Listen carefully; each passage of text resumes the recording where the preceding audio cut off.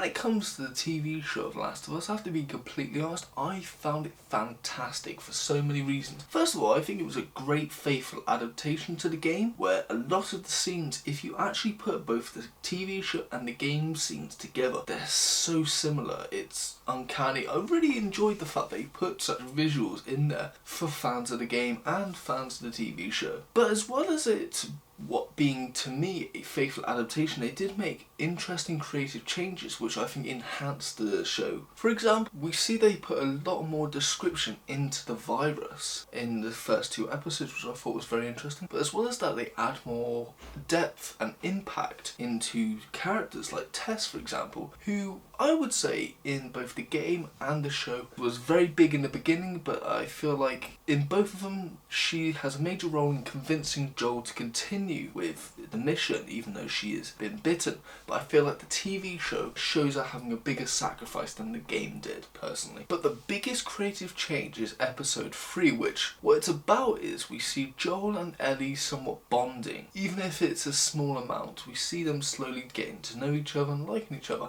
And then it cuts to the early stages of evacuating an outbreak, and we see a younger version of Bill, and he is a minor character in the game, but they give him an entire episode. And honestly, this episode's amazing, probably the best episode of the TV show, but also a contender of best episode of the year so far. The reason I say this is because not only does it have a great amount of action, it has suspense, it has comedy, but the most important and really great thing about it is character development and emotional scenes. It really has an emotional ending. I've thoroughly enjoyed this episode. Now, when it comes to the characters, I think they did amazingly well with adapting them. I think they got Joel with his hot-headed, angry but protective side. They got that down to a T, but also showing his emotional side and being a bit more open to Ellie as the show goes through, which I really enjoyed.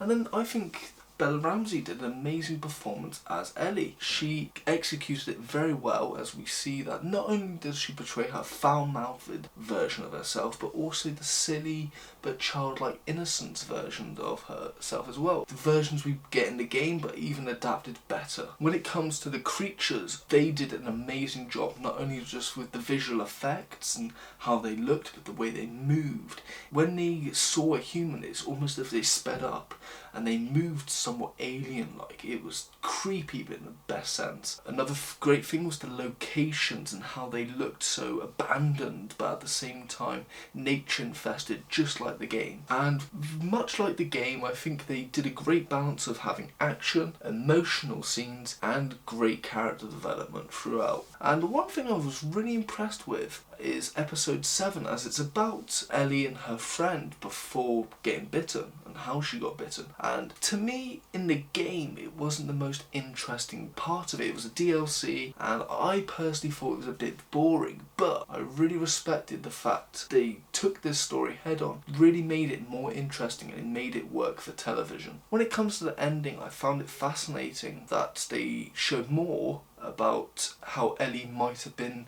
immune when she was born, and I just love the fact they got the voice actress slash motion capturer to play Ellie's mother. I thought that was really cool. And then throughout the episode we're seeing them bond together, and we even hear Joel talking about a suicide attempt, really opening up. And I don't know whether this is original material or if it is from the game, but it's just interesting to see how far this relationship has grown since the beginning. Now, when it comes to the particular scene everyone's on about with Joel, I can see his actions from both a selfless side as well as a selfish side. Let's dive into the selfless first of all. We see the two get ambushed, and Joel is only waking up when being told this, and so I don't believe they actually asked Ellie for permission for this. They're just going straight ahead. And I believe if Ellie was told this, and if she did deny it, they would force her to go through with anyway, so I'm on Joel's side on that regard. Also, this is an experiment. They don't know if this is actually going to work, so if that's really true, they're killing a child for an experiment, even a failed one in that regard, which I think is really messed up. And on the last side of things is Marlene herself is breaking a promise she made to Ellie's mother, and if you look at it from that point of view, at least Joel is keeping that woman's plea fulfilled. Now, on the selfish side of things, Joel and Ellie have made this great friendship, a great bond, and to an extent he is replacing his daughter with Ellie, as that is the closest thing he'll ever get to having that somewhat similar relationship, and he doesn't want to lose that again. And that's completely understandable. Yes, she is a miracle and she could possibly cure the world, but even if that does happen, Joel has nothing to go back to because he hasn't got his daughter. He and his brother's relationship is a bit strained, especially with what he had to do, and the whole 20 years of what he had to do to survive. That's going to dawn on him a lot more. And so they may not realise it, but he's got more to lose having her die than he is to let her live. And so I understand why he did this, as he has nothing left. She's the only thing really keeping him alive. That was Tess.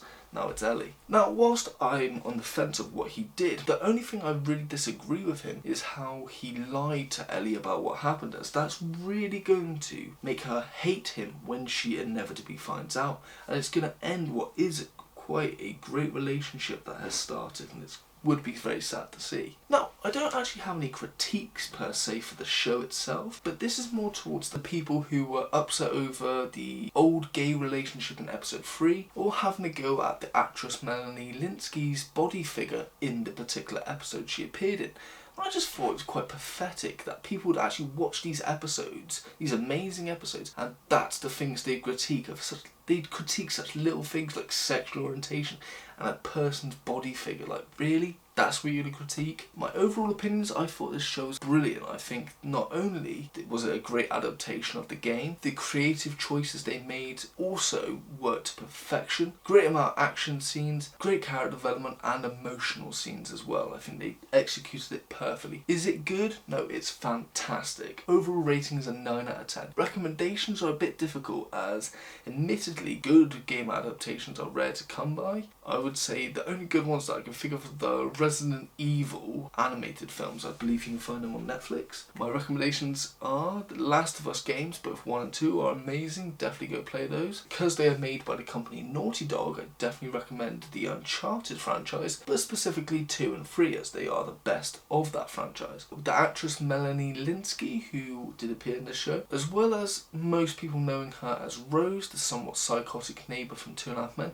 she did an amazing role in the TV show The Shield, where she appeared as a woman in a somewhat controlled relationship in what you think it is, but if anything it's more sinister than that. Not only that, we get Nick Offerman, who played Bill, and obviously most might recognise him from Parks and Recreation as the great Ron Swanson. Last but definitely not least are the main 2 actors, that being Pedro Pascal and Bella Ramsey, who, for me, my first experience of seeing these and their acting performances are both in Game of Thrones, with Pedro being the Red Viper in season 4. I think he did an amazing job. And then we get the great Lyanna Mormont in season 6. I think that was an amazing character. I will admit, somewhat small in the show, screen time, but definitely made a great impact on both me and the show itself. Those are my recommendations. This has been my review for The Last of Us TV show. Thank you for watching. If you have enjoyed, please like and subscribe, and as always, thank you and have a good day.